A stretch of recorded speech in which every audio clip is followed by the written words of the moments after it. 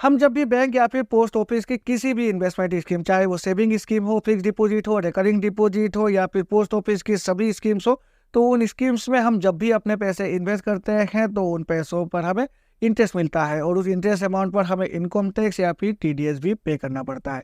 आज की वीडियो में मैं आपको बताने जा रहा हूँ, हम जब भी बैंक या फिर पोस्ट ऑफिस की किसी भी इन्वेस्टमेंट स्कीम में इन्वेस्ट करते हैं तो उस इन्वेस्टमेंट स्कीम पर जो भी इंटरेस्ट अमाउंट हमें मिलती है, तो उस इंटरेस्ट अमाउंट पर कितने रुपए हमें एज ए टैक्स रिबेट मिल जाती है अगेंस्ट एवरी स्कीम, और उसके बाद जो भी हमें इनकम टैक्स या फिर टीडीएस पे करना पड़ता है वो कितने परसेंटेज वाइज पे करना पड़ता है। तो मुझे लगता है आज की वीडियो आपके लिए काफ़ी ज़्यादा इंफॉर्मेटिव हो सकता है। नमस्कार दोस्तों, मैं हूं विराज और आपका स्वागत है मेरे चैनल विराज की बातें में। तो चलिए आज की वीडियो को फटाफट शुरू करते हैं। अब सबसे पहले बातें कर लेते हैं सेविंग्स अकाउंट के बारे में। सेविंग्स अकाउंट हम बैंक में जाकर भी खुलवा सकते हैं या फिर पोस्ट ऑफिस पर जाकर भी खुलवा सकते हैं, और मुझे लगता है हम में से बहुत सारे लोगों के पास एक सेविंग अकाउंट तो जरूर होगी, किसी भी बैंक में होगी या फिर पोस्ट ऑफिस पर होगी। अब सेविंग अकाउंट पर जो इंटरेस्ट अमाउंट हमें मिलती है, उस इंटरेस्ट अमाउंट की जो लिमिट रखी गई है एक फाइनेंशियल ईयर में, वो रखी गई है 10,000 रुपये। यानी कि हमने जितने भी पैसे अपनी सेविंग अकाउंट में इन्वेस्ट कर दिए हैं, उन पैसों पर जो इंटरेस्ट अमाउंट हमें मिलती है,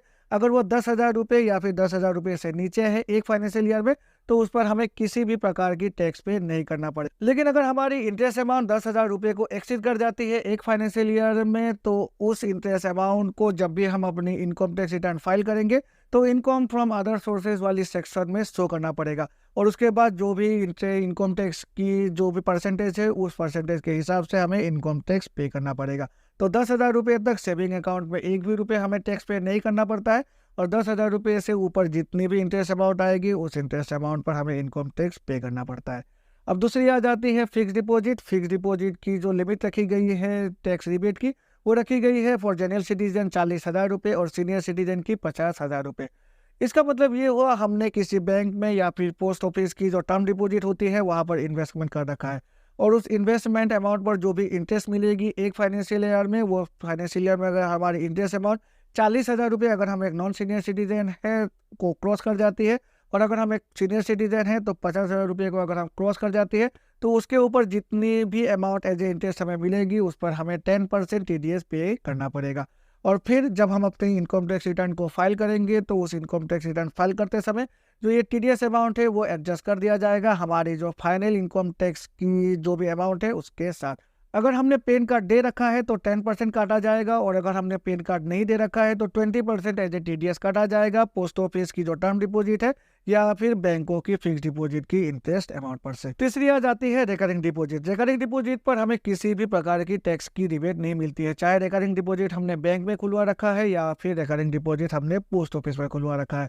तो रिकरिंग डिपॉजिट की जो भी इंटरेस्ट अमाउंट आएगी उसे टैक्स रिटर्न फाइल करते समय इनकम फ्रॉम अदर सोर्सेज वाले सेक्शन में शो करना पड़ेगा, और उसके बाद जो इनकम टैक्स की परसेंटेज है उसके हिसाब से जो इंटरेस्ट अमाउंट है उस पर हमें इनकम टैक्स पे करना पड़ेगा। अब उसके बाद आ जाती है पोस्ट ऑफिस की स्कीम्स, केबीपी यानी कि किसान विकास पत्र, एनएससी यानी कि नेशनल सेविंग सर्टिफिकेट, और सीनियर सिटीजन सेविंग सर्टिफिकेट। अब इन तीनों ही स्कीम्स की जो भी इंटरेस्ट अमाउंट आएगी उस इंटरेस्ट अमाउंट पर हमें एक भी रुपये इनकम टैक्स की रिबेट नहीं मिलती है। जो भी इंटरेस्ट अमाउंट आएगी उससे भी हमें इनकम फ्रॉम अदर सोर्सेज वाले सेक्शन में शो करना पड़ेगा जब भी हम अपने इनकम टैक्स रिटर्न फाइल को फाइल करते हैं, और उसके बाद जो भी इनकम टैक्स की परसेंटेज आएगी उसके हिसाब से हमें इनकम टैक्स पे करना पड़ेगा, जो भी इंटरेस्ट अमाउंट एक्यूमुलेट हो जाती है इन तीनों ही स्कीम में से। तो ये भी आपको ध्यान में रखना है। तो यहाँ पर अगर देखा जाए तो बैंक या फिर पोस्ट ऑफिस की सेविंग्स अकाउंट की बातें करें, या फिर बैंक की फिक्स डिपॉजिट, पोस्ट ऑफिस की टर्म डिपॉजिट की बातें करें, या फिर बैंक या फिर पोस्ट ऑफिस की रिकरिंग डिपॉजिट की बातें करें, तो ये जो स्कीम्स है